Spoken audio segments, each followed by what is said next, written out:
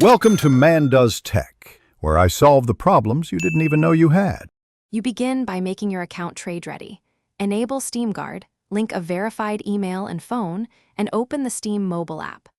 Once done, set up the mobile authenticator inside the app and follow prompts to secure your device. You do this because Steam ties trade permissions to two-factor authentication.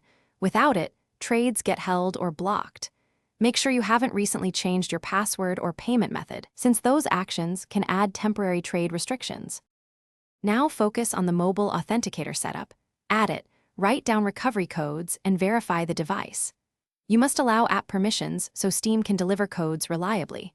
Otherwise, the authenticator can fail.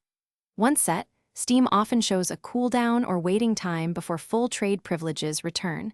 Take note of that timer and don't attempt trades until it expires. This step removes the long trade hold and proves to Steam you control the device tied to the account. Finish by confirming your profile and inventory are visible for trading, then attempt a low-value test trade after the cooldown ends. You do a small test because it reveals lingering restrictions without risking valuable items.